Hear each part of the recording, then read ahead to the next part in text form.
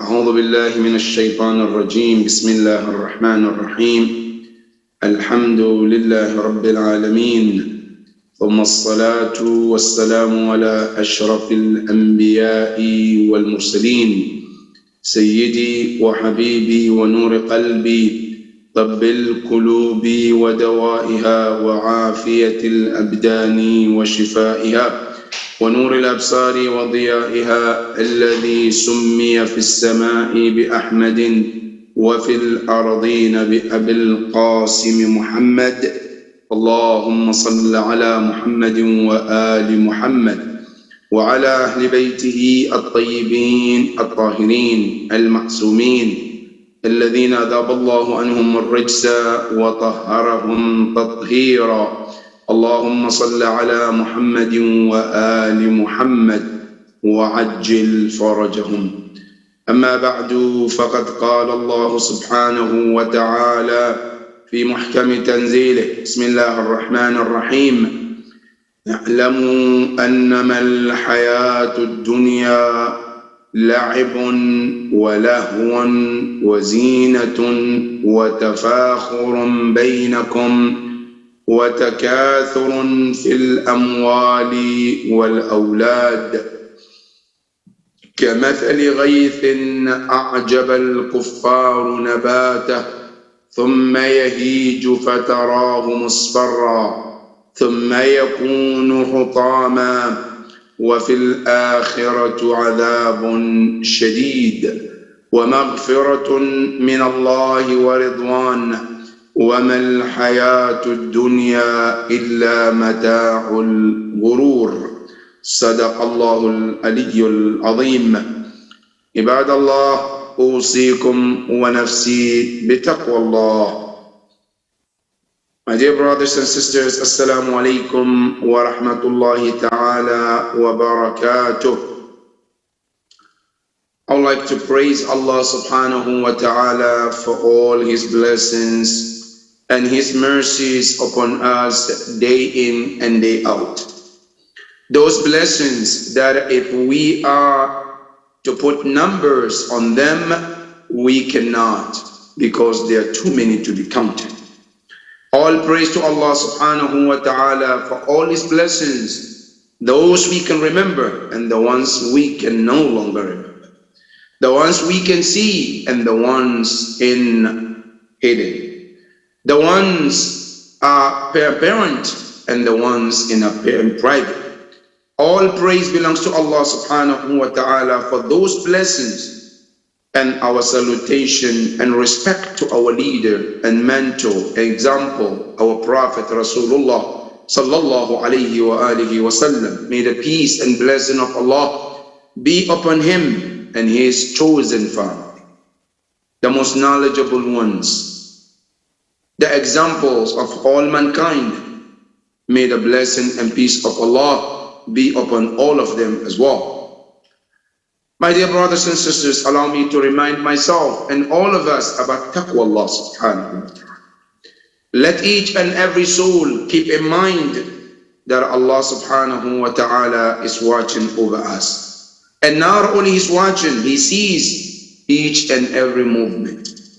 And let's keep in mind that every movement that we do, we all will be questioned by Allah subhanahu wa ta'ala. Every part of your body and every aspect of life that you use them, you should make sure that you keep in mind that you will be asked by Allah subhanahu wa ta'ala. Now listen to Allah in Surah Al-Isra. وَلَا تَقْفُ مَا لَيْسَ لَكَ بِهِ عِلْمٌ إِنَّ السَّمْعَ وَالْبَصَرَ وَالْفُؤَادَ كُلٌّ أُولَٰئِكَ كَانَ عَنْهُ مَسْئُولًا.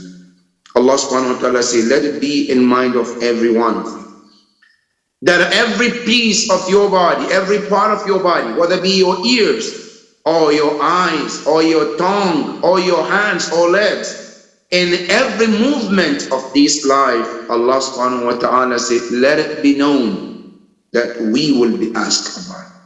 How did you use them? In which manner did you use them? All of this we have to be answerable to Allah subhanahu wa ta'ala. May the Almighty Allah help us to do and use those part of our body in the right direction that only pleases Allah subhanahu wa ta'ala. My dear brothers and sisters, one of the best way to start with our taqwa Allah, as Imam Ali said to us, is to always think about people. Now, there are sometimes we think and we say this, I wouldn't be scared of Allah and be scared of human being. I shouldn't worry about human being. I should only be worried about Allah. Imam Ali alayhi salam tells you that taqwa Allah, the fear of Allah, should always start from people. How? He says, "Man lam yattaqi wujuha nas, lam yattaqi Allah." He who is not shy of people when they're doing wrong things, they will not have a fear of Allah. You know why? Because every human being, at some point you have to have some shame, some fear of human being, of your own character. And because of that, you should at least try to refrain from doing certain behaviors, certain actions. Why? Because if you are not fear of Allah, if you are not fear or shame of people who watches you when you do the wrong things, how do you think you can fear Allah? Now people are in front of you, you can see them, you can touch them, you can feel them. And if that did not help you to feel shame of yourself when you're doing the wrong things, how do you think you can feel shame or shy of Allah who you cannot even see or touch? So let us always feel certain people in our life, we have to at least have some kind of shame or shy when we see them, parents, great scholars, so that we can help ourselves to develop taqwa Allah subhanahu wa ta'ala. My dear brothers and sisters, today we are going to talk about a dunya, or this world, in the eyes of Allah. How does Allah subhanahu wa ta'ala view this dunya that we live in? The ayah we read is in Surah Al-Hadid, verse 20, in which Allah subhanahu wa ta'ala described the entire universe for you and I, as Allah sees it, not how you and I see it. You and I, we see the world, either we see it's a good place to have fun, to be happy, and benefit of all of these blessings that Allah has put around us, or it's a place of misery, place of pain, suffering, agony, you name it, depending on how the life takes you, how the journey in this world takes you. That's how we see it. But look at how Allah subhanahu wa ta'ala, the creator of the universe, the creator of you and I, how does Allah view this universe? The ayah we read, Allah subhanahu wa ta'ala tells you and I, He said, اعلموا أنما الحياة الدنيا لعب ولهو. Allah subhanahu wa ta'ala describes the entire universe in 6 things. The world that we live in, Allah subhanahu wa ta'ala says, is nothing but 6 things. And I want you to, all of us, to walk through this verse and see how Allah subhanahu wa ta'ala describes this world. Because at the end of the verse, we have to understand one thing, and that is this world worthy of our energy and mind and sacrifice, or it's not worthy? If it's worthy, then that is when we have to put the time and energy in serving and accumulating this world. However, if it's not, then we have to change the direction of our energy and time and strength towards something different. Allah subhanahu wa ta'ala tells you and I, says, "I'lamu," from the word the ilm, "I'lamu," let it be in your knowledge, which means from any knowledge that you acquire in this world, add this to it too. "I'lamu," لِيَكُنْ فِي عِلْمِكُمْ. Let it be part of the knowledge you acquire. Let it be part of the knowledge you already have. let it be in addition to your knowledge. Let this be added to that knowledge of yours. What is it? Annama, that indeed, not more than that. Innama or annama, salatul husn. Al-hayatud dunya, al-hayat means life, that this world. And you know, al-hayat means life. And what is life? We eating and sleeping and waking up, making money, laughing, crying, getting married, and so on and so forth. Is what the life is all about. Annama al-hayat ad-dunya. Ad-dunya is the name of this world. This world, as we call it ad-dunya, not only is called ad-dunya, in addition, some of ahadith of Ahlul Bayt alayhim as-salam describe this world as the dunya. Is called dunya because it is one of the lowest of all the creation of Allah. لأنها أدنى من كل شيء. Everything that Allah created, when you compare everything to this dunya, the lowest of it is this world. Now you think about the stars that Allah created, you compare to this world, this is the lowest. The moon, you compare to this world, is the lowest. Human compared to this dunya is the lowest.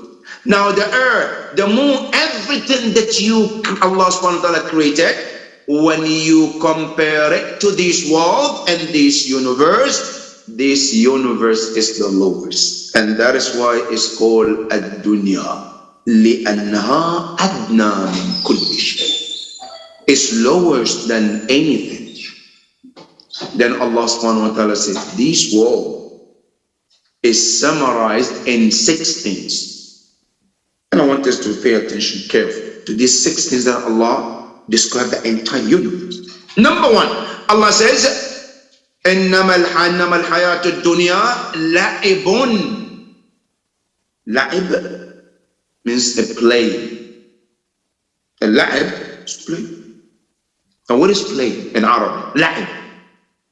Al-la'ib in Arabic is a play when someone puts time and energy and mind on something that eventually there is nothing comes out of that time, whatever you spend time and energy. That's called la'ib.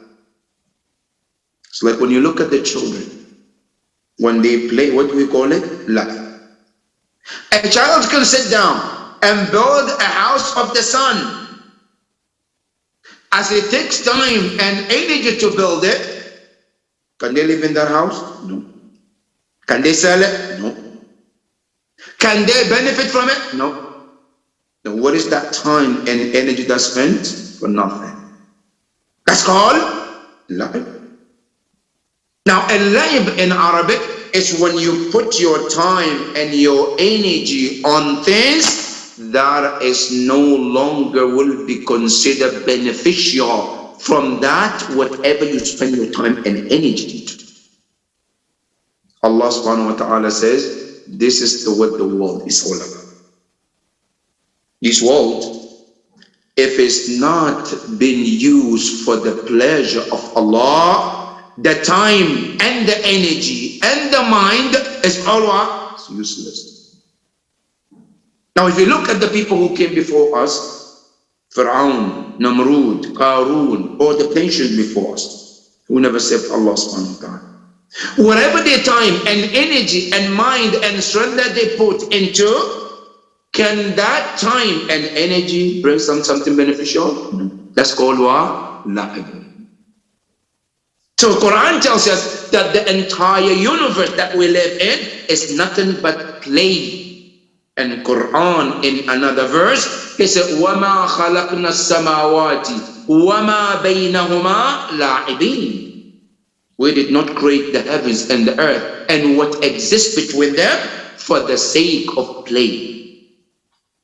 No, that's not the purpose. There is something beyond that. There is something more important than play. So, if you think the world is nothing but play, Allah tells you that's not the reason.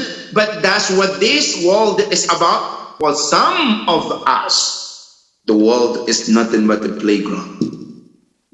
Allah subhanahu wa ta'ala said that is the first thing. The second is وَلَهُ أَنَّمَا الْحَيَاةُ الدُّنْيَا. Let it be in your mind that this world is nothing but what? Play and lahu. What is lahu? Lahu in Arabic, it means a play for adult. Ulama al-Lugha, our scholars in Arabic language, they separated between al-la'ib and lahu. And they say al-la'ib is what is used for children when they play, and the play is not beneficial. Now, when the adult play it, they don't call it la'ib, but they call it al-lahu. And why is it different?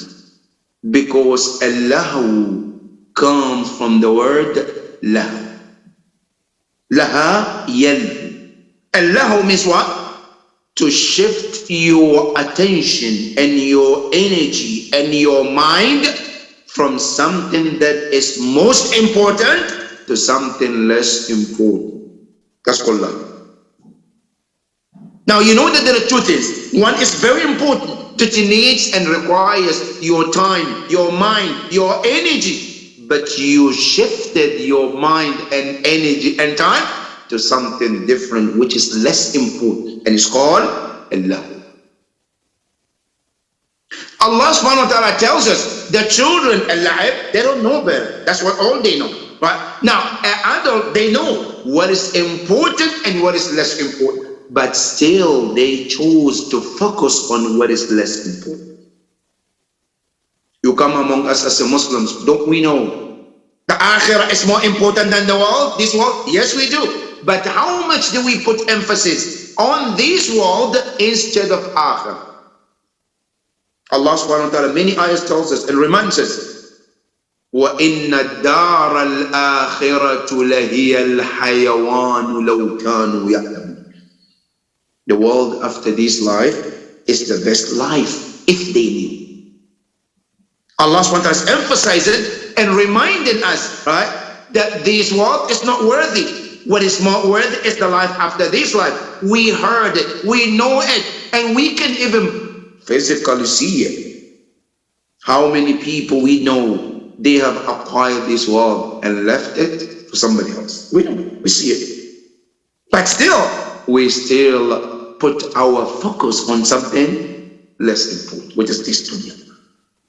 That is why Allah says, this world is a place where people know what is important and what is less important, but still they put the emphasis on less important, forgetting what is more important.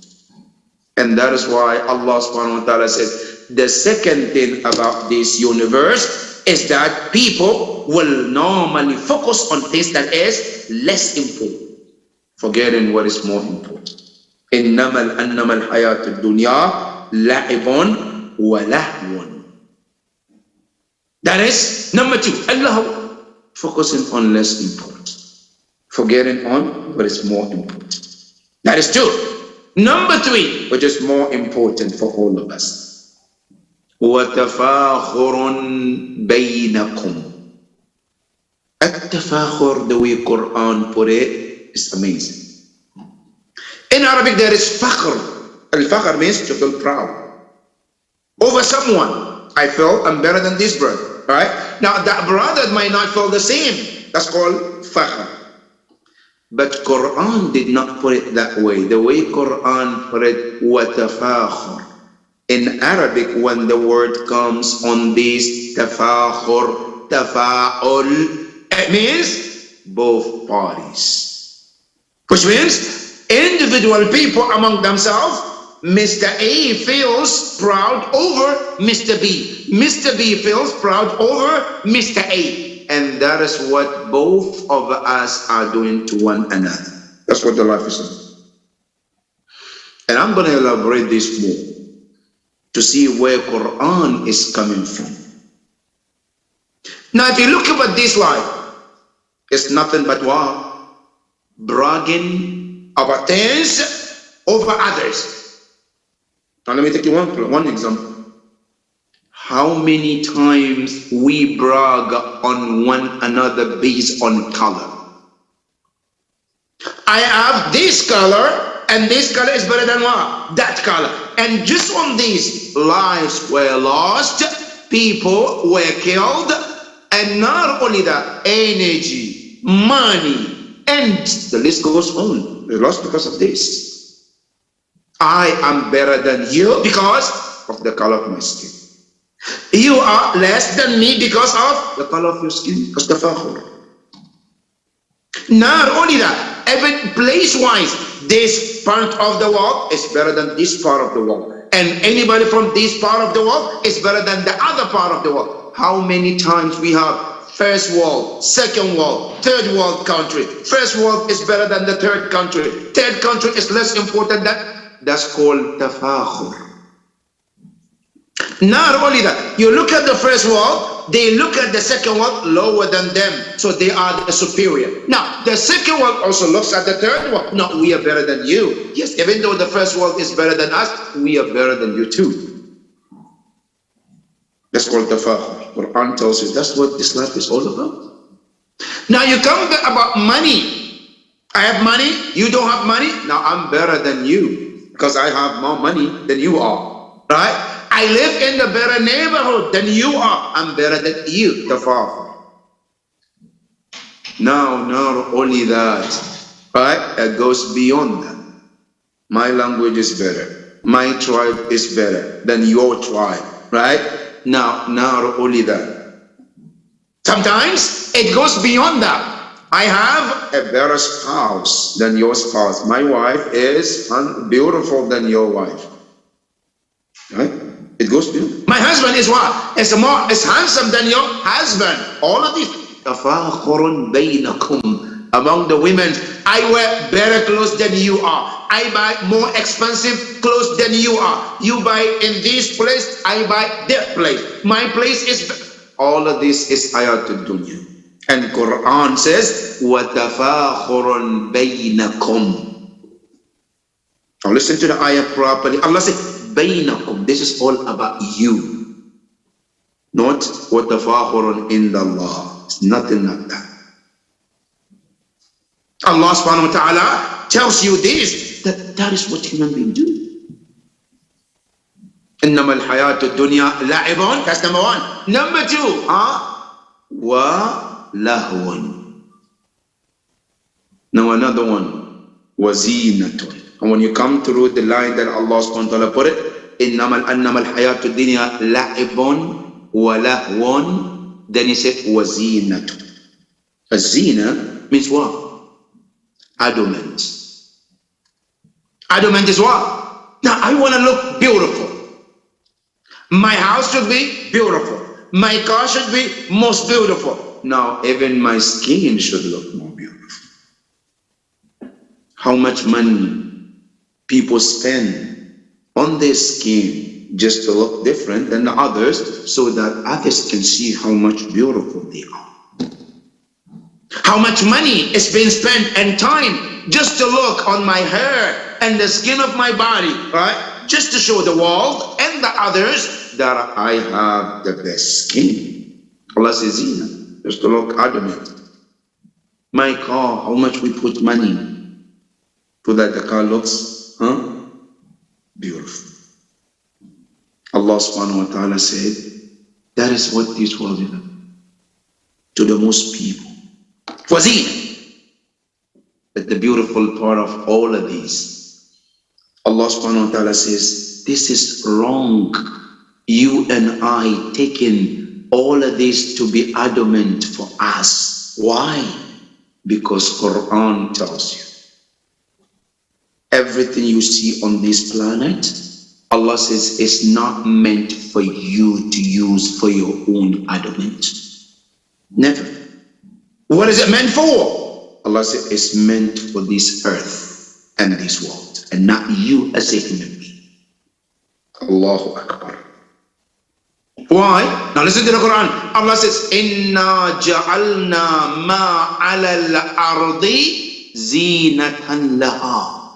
Whatever we put on this earth was nothing but to show the adornment for the earth, not you. It means all what we take to make ourselves look beautiful, look handsome, look good, Allah subhanahu wa ta'ala says it's not meant for you. What is meant for you is something else. What is it meant for you? وَحَبَّبَ إِلَيْكُمُ الْإِيمَانِ. Now listen. وَزَيَّنَهُ فِي قُلُوبِكُمْ. The word zina, like he said in this verse, right? وَزَيَّنَهُ فِي قُلُوبِكُمْ. The adornment of a believer is not the clothes, it's not the skin, it's not the face. What it is iman that is in your heart. That's what the Quran tells you. That's what beautifies you. That's what makes you special. That's what makes you handsome. That's what makes you beautiful. But we think there are other things of making ourselves look good. That's what is beautifying us. No, Quran says that's not it. Allah subhanahu wa ta'ala said, when you look in the heavens, we created stars, right? Allah subhanahu wa ta'ala said those stars what is to beautify the heavens. وَزَيَّنَّاهَا لِلنَّاظِرِينَ, for those who can see it. زَيَّنَّاهَا is for beautifying the heavens, but not you, right? What makes you beautiful is the iman that you carry in your heart. وَحَبَّبَ إِلَيْكُمُ الْإِيمَانِ. Allah says, we loved for you that iman. حَبَّبَ. Not only that, وَزَيَّنَهُ, and He beautifies that iman. Where? فِي قُلُوبِكُمْ, in your hearts. That iman, when it's beautified in your heart, that iman becomes through every part of your body. Then the eyes that you see with it becomes beautiful. Allahu Akbar. Then the ears that you hear becomes beautiful. Then what comes out of your mouth becomes beautiful. Then what comes from every part of you becomes beautiful, because that is the center of beauty in a human being, in a mu'min. That today we don't want to beautify ourselves with iman. What do we want to beautify ourselves with? With other things that was meant for others, not you and I. So the Quran says, وَزِينَةٌ وَتَفَاخُرٌ بَيْنَكُمْ. And that is number 4. لَعِبٌ, that's number 1. وَلَهْوٌ, that's 2. وَزِينَةٌ, that's number 3. وَتَفَاخُرٌ, and feeling proud. I'm more knowledgeable than you are. I know how to speak better than you are. I am this, you're not. That's what this word is. Then Allah subhanahu wa ta'ala said, number 5, وَتَكَاثُرٌ فِي الْأَمْوَالِ, and the accumulating of money. Amwal. And here look, in Quran there's what we call takathur and what we call al-kawthar.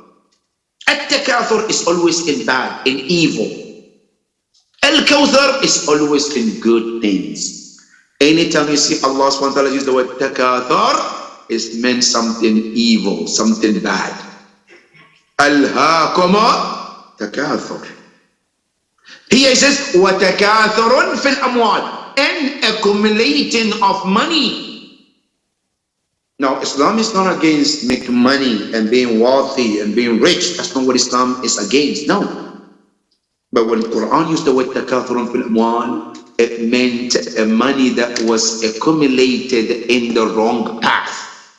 Haram way, that's what it means. But the Quran talks about using the effort and energy and acquiring the halal income. That is called in Quran al-khair, good.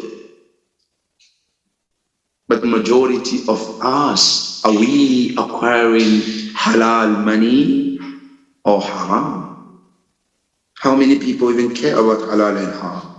Today, if you walk in the town and you look at the people who are earning whatever they earn, how many of them you can say, this is halal and pure? I'm not talking about the non-Muslims, I'm talking about Muslims, right? How many of us are concerned about halal income in every aspect of life? How many? Very countable, huh? The majority of the Muslims, they don't even care. Who cares about the income, what it is? Nobody. Wow, this is very important. For those who knows. Now you look about Ashab al-Kahf in the Quran. These young people, they are not prophet, they are not ma'soom. They are regular human beings like you and I. These young men, when they want to eat, they were very concerned about halal. And listen to what the Quran said. فَابْعَثُوا أَحَدَكُمْ بِوَارِقِكُمْ هَذِهِ إِلَى الْمَدِينَةِ فَلْيَأْتِكُمْ بِأَزْكَى طَعَامٍ.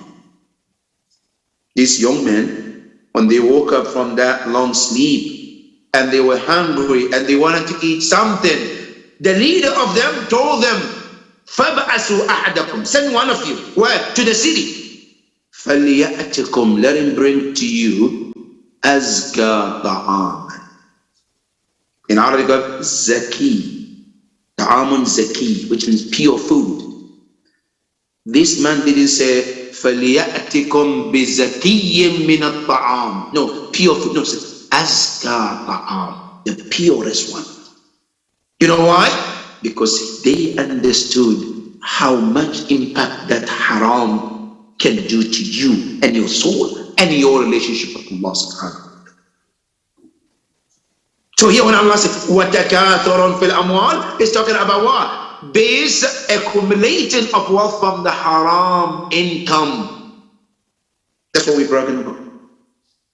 How many people come and you and I see on television bragging how much money they made? On what? On lottery. Haram, they're bragging about. How many people are today bragging on being millionaires based on blood of the mustada'afin? Blood of mustada'afin, he sucked the blood of the mustada'afin in other part of the world, and now they are the billionaires. And they are not even stopped yet. They're still in continuation of sucking that blood. And they don't care whether it's haram or halal. How many people willing to kill millions of other nations so they can steal their wealth for themselves? How many? That's called takathurun fil amwal. And accumulated and acquired more wealth, more money. And al-muwali doesn't necessarily mean money. No, it can be properties, it can be cars, it can be many things just to make money. It doesn't matter. And the Quran says, wal awlad. And accumulating of children too. Yes, when you come to the Western society, you might not see this as much. But when you come to other societies, having more children is more important. The more children you have, the more respectful you become. The more children you have, the more people look at you as the greatest person. Allah subhanahu wa ta'ala says, these 6 things is all about what the world is about. La'ibun, that's 1. Walahwan, that's 2. Wazinatun, that's 3. Watafakhurun fil amwa, watafakhurun bainakum, that's 4. Watakathurun fil amwal, that's 5. Wal awlad, that's 6. Allah said, these 6 things is all what this life is all about. Can you see something more than this? Or Quran is present to you more than the 6. Now remember, in the Quran, Allah subhanahu wa ta'ala tells you the 6 is one of the important numbers also in the Quran. Listen to the Quran. When Allah subhanahu wa ta'ala described creation of the heavens and the earth, took only how many days? 6 ayyam. Even though Allah subhanahu wa ta'ala in other surah tells you He can create everything and instantly. إِنَّمَا أَمْرُهُ إِذَا أَرَادَ شَيْئًا أَنْ يَقُولَ لَهُ كُن فَيَكُونُ. But the same Allah subhanahu wa ta'ala comes here, it tells you that He created the heavens and the earth in 6 days. Now that number 6 is used here, that Allah said the entire universe and the globe is all about 6 things, not more or less. Now, can you figure it out? If this world is described on 6 things, is it really worth it? Oh no, we need to shift our life or our energy and mind towards something else. Which one? Now, what is more important is the next part of the ayah, when Allah subhanahu wa ta'ala practically gives you an example you can see and sense. All these 6 things that Quran mentioned, He gives you one practical example. And remember, Quran says, وَلِلَّهِ الْمَثَلُ الْأَعْلَى. Allah subhanahu wa ta'ala says, I have the best examples. An example is very important because sometimes the example clarify things. Example make things more clear. And Quran says, after He tells you 6 things is all about this world and this life, then He says, كمثل غيث أعجب الكفار نباته ثم يهيج فتراه مصفرا ثم يكون حطاما وفي الآخرة عذاب شديد. And what is the practical example that Quran gave? That we can materialize it, we can see it, we can sense it, we can look at it, and you can see what exactly Quran is talking about. How do we?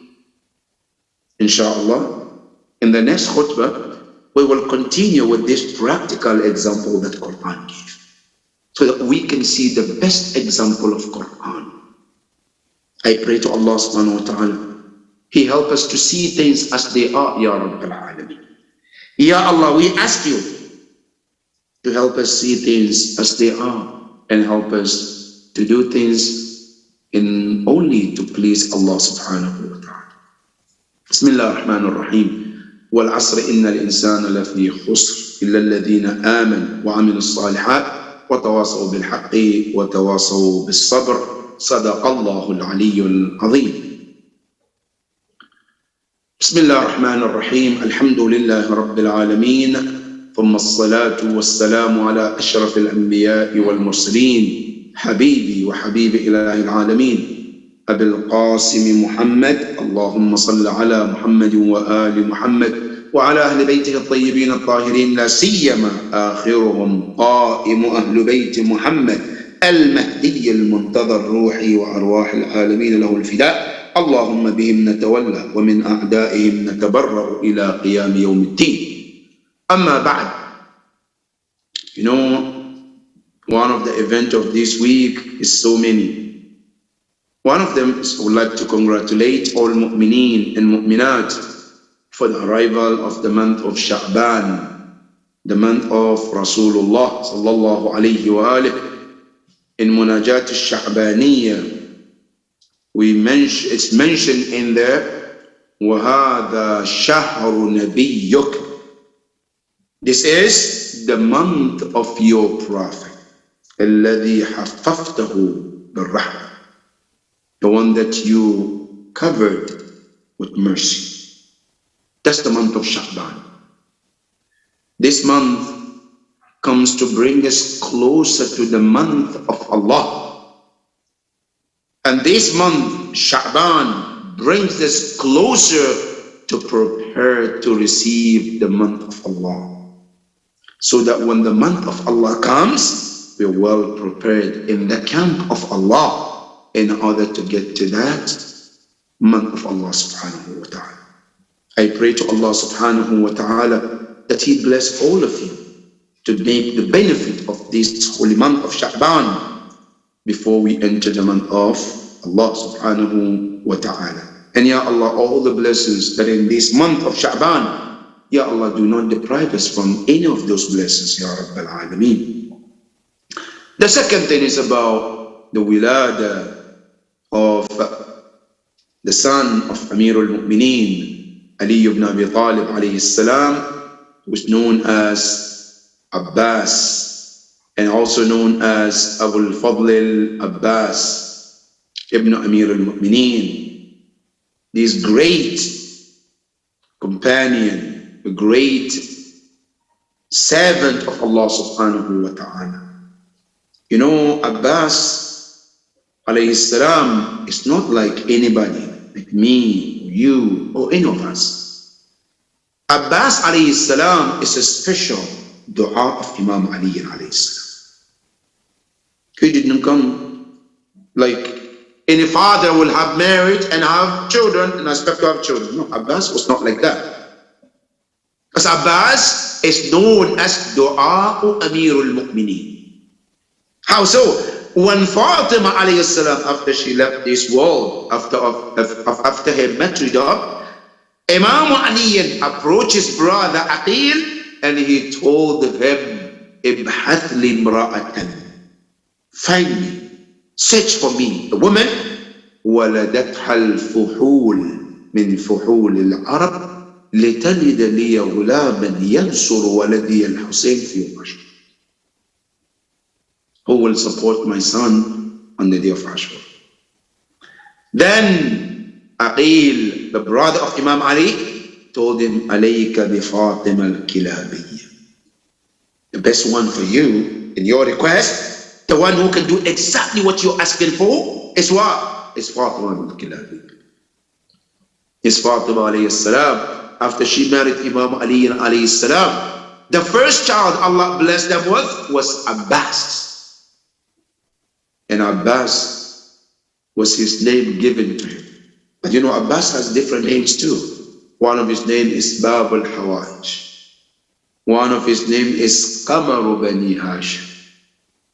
And each one of them is amazing. The day Abbas alayhi salam was born, the history tells us they gave Abbas to Imam al-Hussein alayhi salam. Imam Hussein held him for a while, and he wanted to give Abbas to Imam Ali alayhi salam. Then Imam Ali said to him, Ya Hussein, this Abbas is for you. It's meant for you. Allahu Akbar. From day one, Imam Ali alayhi salam is established that bond between Imam Hussein alayhi salam and Abbas alayhi salam. You say, what do you mean? My father. What do you mean he's mine? Then Imam Ali alayhi salam brought to, not for Imam Hussein, that is for you because I made a special dua from Allah to bless me with a son who will support my son Al-Hussein on the day of Ashura. And Allah answered my dua and he gave me Abbas. And that Abbas is your brother and supporter on the day of Ashura. That is Abbas. Abbas is so special that it's mentioned that Fatima al-Zahra alayhi salam, she will come Yawm al-Qiyamah and say, Abbas ibni, Abbas is my son. That is how much Abbas meant for Ahlul Bayt alayhi salam. And if you want to know more about Abbas alayhi salam, read the ziyarah of Abbas, which was written by Imam alayhi salam. And how does Imam describes him? Assalamu alayka ayyuha al-abd as-salih. No, just the word salih. The word salih. You know how much it means? The word salih, righteous one. Now, in our salah that we pray every day, right? There are many titles in Islam. Muttaqi, Mukhlis, Mu'min, you name it, right? But Islam and Allah did not pick one of those qualities other than Salih to put it in Salat. Every day when you pray, you have to send salam to Salihin. Assalamu alayna wa ala ibadillahi as-Salihin. As-Salihin, one of the titles, but Allah picked that as-Salihin to be the title. We have to send salam to all of them every time we pray, whether in mustahab or wajib, right? Wa ala ibadillahi as-Salihin, and that Salih is what Allah gave to him, Abbas alayhi salam. Peace be upon him on the day he was born. Peace be upon him on the day he will be resurrected. And the second one also, the milad of Imam al-Hussein alayhi salam, a great Imam who can never be forgotten in everything of this Islam. Who every one of us, every Muslim must or owes Imam al-Hussein alayhi salam, one way or another, who protected Islam for us. Today when we call ourselves Muslims, trust me, it's because of the blood of Imam al-Hussein alayhi salam. His blood was the reason what kept the tree of Islam alive. Whether you agree or not, that's the reality. The day he was born was amazing. It was a great day for Ahlul Bayt alayhi salam. Rasulullah sees this baby was born, and he looks at Fatima alayhi salam, and he can see the smile. He look at the father, he can see the smile, and Rasulullah also with the smile. Peace be upon him on the day he was born, and peace be upon him on the day he will be resurrected. And another one also is Imam Zayn al-Abidin salamullahi alayhi, a great man who also we all owe him too for his sacrifice and how he played a greatest role in protecting this Islam and also protecting the mu'mineen and keeping them on the right path till today, with his teachings through dua, with his teachings through his speeches and writings that he taught mankind. Peace be upon him on the day he was born, and peace be upon him on the day he will be resurrected, inshallah. My dear brothers and sisters, I pray to Allah subhanahu wa ta'ala for all our brothers and sisters who are sick. May Allah give them the fastest recovery. Our marhumin, may Allah subhanahu wa ta'ala be pleased with all of them. My dear brothers and sisters, with this we come to the end of our khutbah for today. We pray to Allah subhanahu wa ta'ala to keep all of you safe and protected at your homes, at works, on the streets, and everywhere you find yourself in. Until then, may Allah subhanahu wa ta'ala shower you with all His blessings and mercies and your families. Until then, Assalamu alaikum wa rahmatullahi ta'ala